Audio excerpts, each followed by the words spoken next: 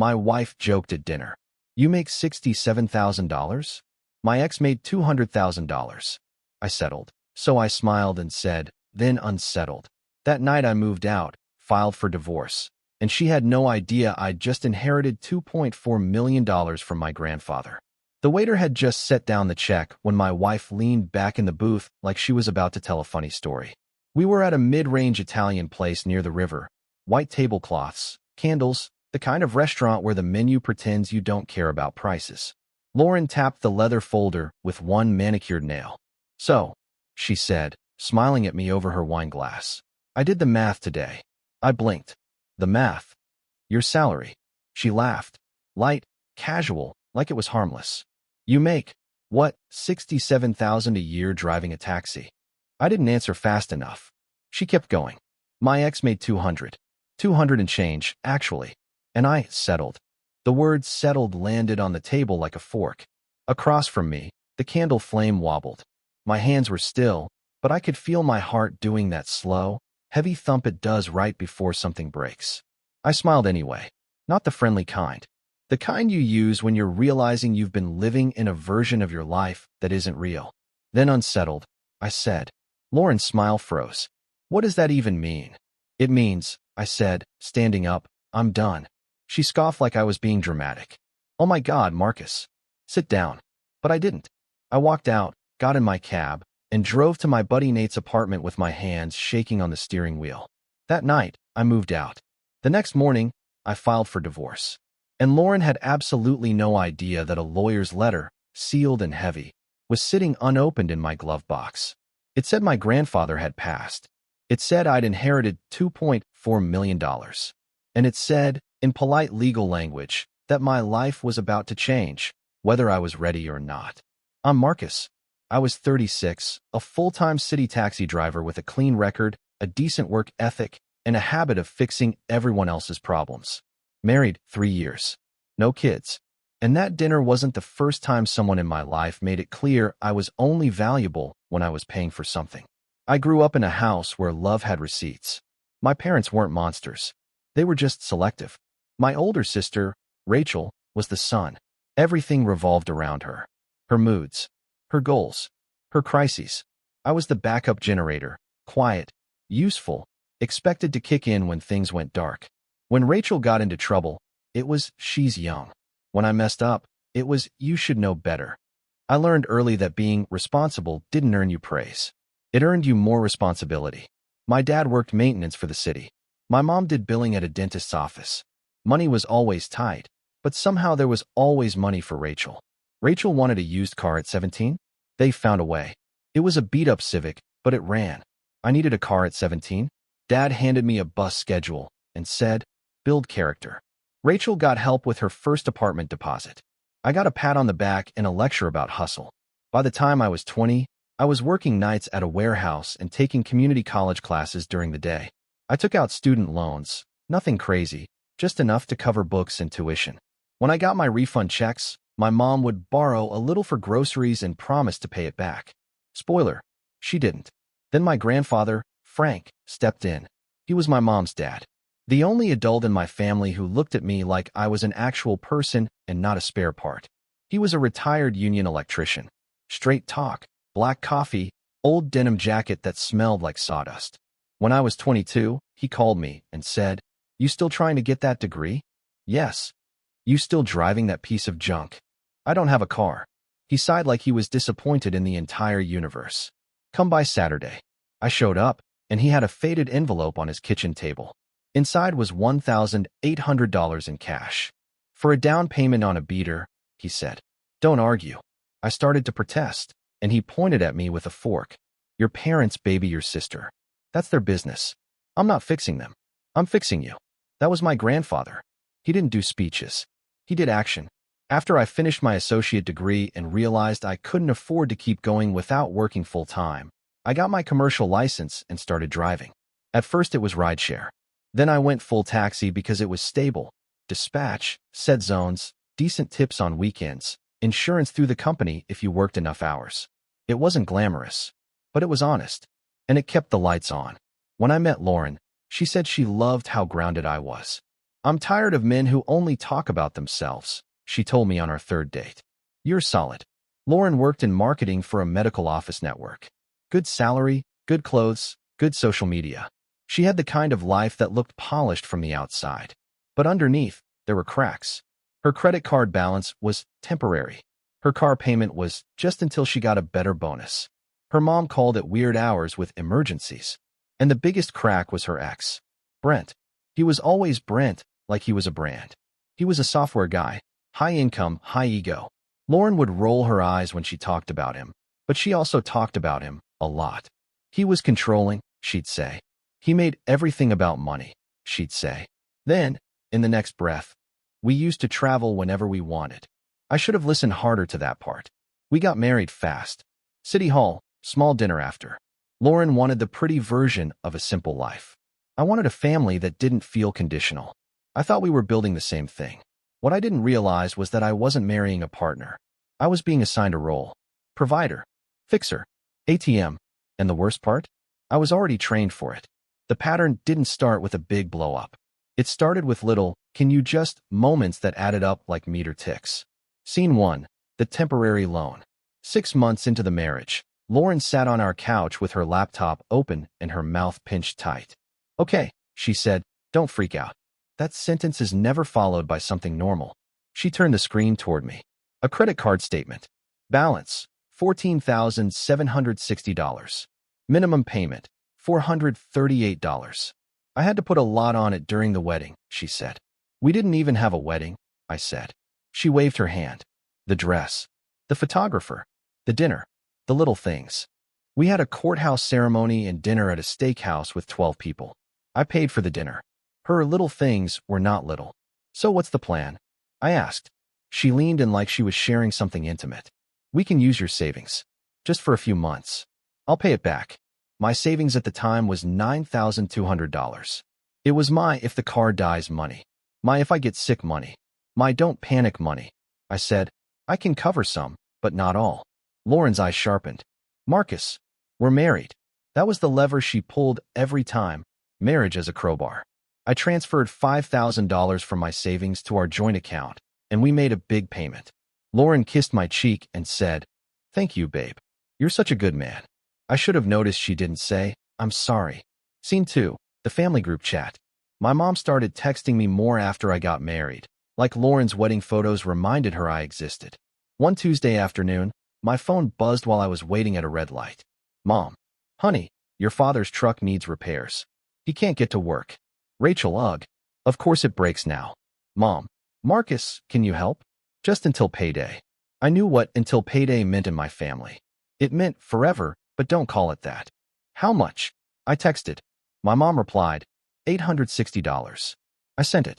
Not because I had it to spare, but because my dad did actually need to get to work, and I was still trying to be a good son. Lauren saw the transfer later. You sent your parents almost $900? She asked, eyebrows raised. My dad needs his truck. Lauren snorted. Your family uses you. You know that, right? I almost laughed, because she said it like she wasn't holding the other end of the rope. Scene 3, the better apartment. A year into our marriage, Lauren decided our apartment was too small. We had a one-bedroom with a clean kitchen, decent light, and rent we could afford, $1,450 a month. Lauren wanted a two-bedroom in a newer building with a gym and a rooftop area for mental health. Rent, $2,350. I can't breathe in here, she said dramatically, gesturing at our perfectly fine living room. I need space. We can't just add $900 a month, I said. She folded her arms. Brent and I had a place like that. There it was again. The ghost at the table. I'm not Brent, I said. No, she snapped. You're not. We moved anyway. Lauren promised she'd cover the difference by cutting spending and picking up a freelance contract. She covered the difference for exactly 1 month. Then her mom needed help because she fell behind on utilities. Lauren came to me, phone in hand, eyes wide. It's only $600. She'll get shut off. I said, why doesn't she call the utility company? They do payment plans. Lauren's voice went cold. So you're okay with my mom sitting in the dark? That's how she framed everything. If I didn't pay, I was cruel. So I paid. Then it was $450 for a car repair. Then $1,200 because the dentist won't do the crown without it.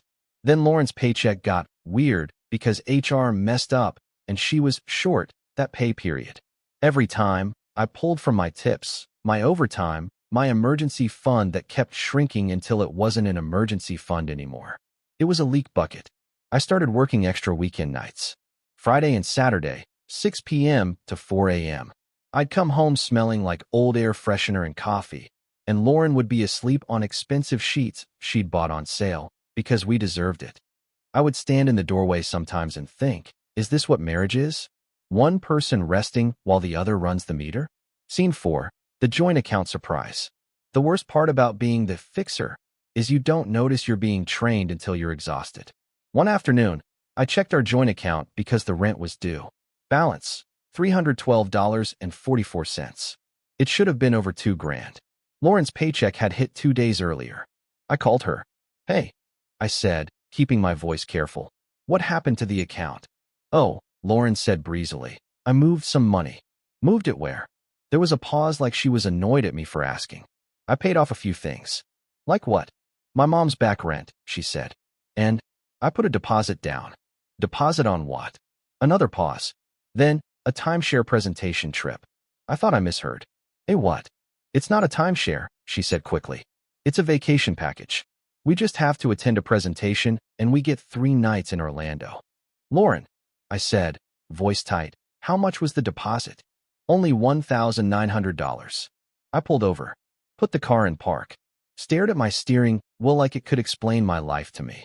You spent $1,900 from our joint account, I said, without telling me. It was our money, she snapped. You don't get to act like you're the bank.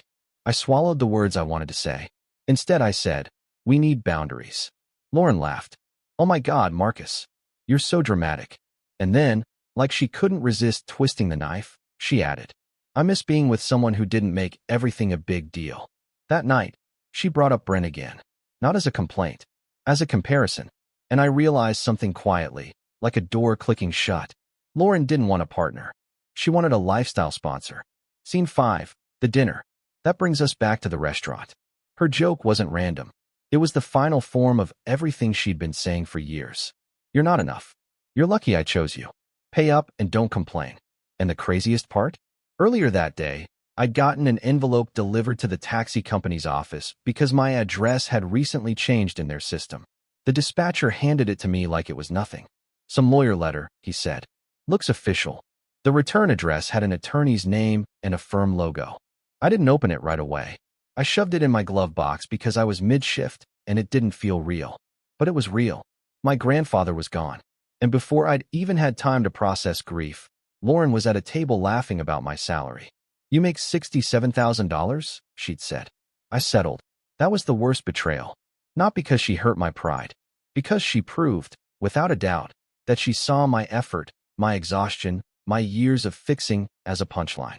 And she said it out loud like she expected me to take it. I didn't. I didn't have a screaming breakdown. I had a quiet one. I sat on Nate's couch that night, shoes still on, staring at my phone while Lauren texted me like nothing had happened. Lauren, are you seriously not coming home? Lauren, this is embarrassing. Lauren, my mom says you're being immature. Her mom. Of course. I opened my glove box and took out the envelope. My hands shook as I read it. My grandfather's estate. A trust. A property sale. A final distribution. $2,400,000. And a note, typed, signed by the attorney.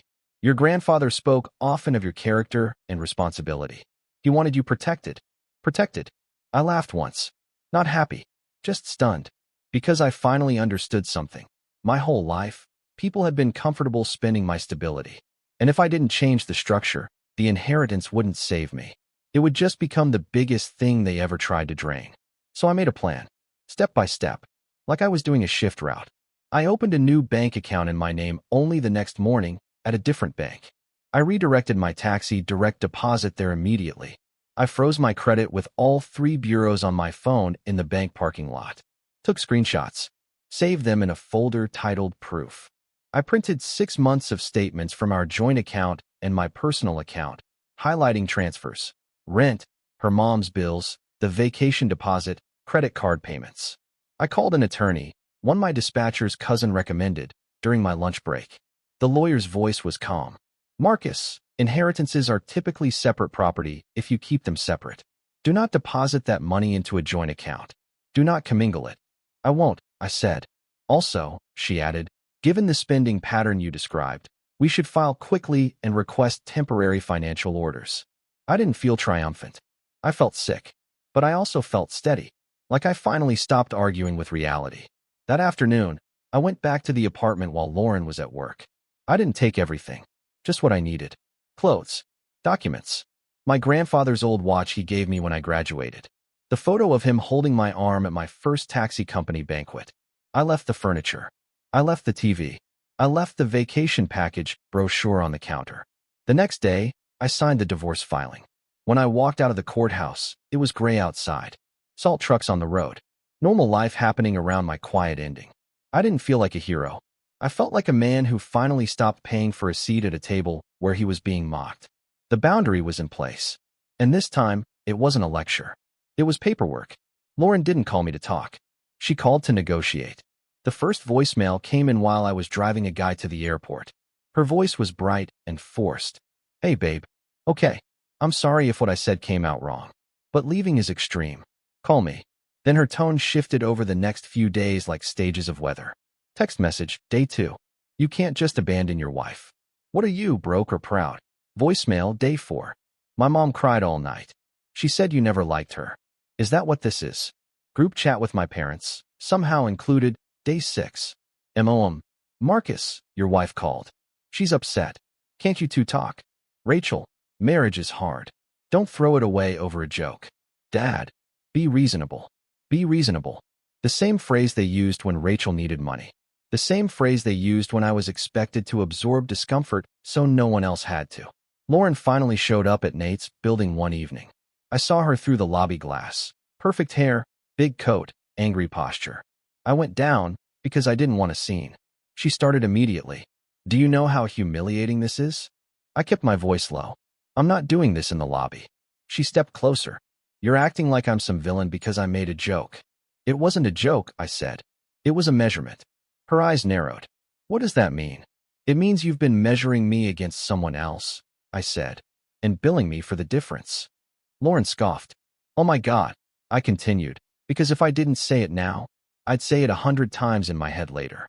I paid off your credit card. I covered your mom's utilities. I took extra shifts to make rent after we moved because you promised you'd help and then you didn't. And every time I asked for a plan, you made me the bad guy. Lauren's jaw clenched.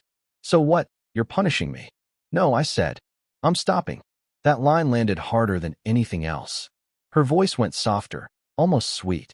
Marcus, we can fix this. We can go to counseling. We can start over. I believed she meant it in that moment. But I also believed that if I went back, I'd be the fixer again by next month. I filed, I said. I'm not reversing it. Her face changed. Not sadness first. Panic. Where are you living? She asked. With a friend. And money? She said, too quickly. How are you paying for things if you're... She stopped herself. But it was too late. Even then, in the middle of our marriage collapsing, her mind went to my ability to fund stability. I didn't tell her about my grandfather. Not because I wanted to surprise her. Because it wasn't her business anymore. And because I could already hear the next conversation. We can work it out. Marcus. We can pay off my mom's debts. We can upgrade. We can. I walked back inside without another word. After that, the messages got nastier for a week, then quieter. Her lawyer contacted mine. We handled it like adults who should have done this before marriage, through documents. My attorney helped me set up a separate trust account for the inheritance. The estate attorney confirmed everything. I kept every penny separate.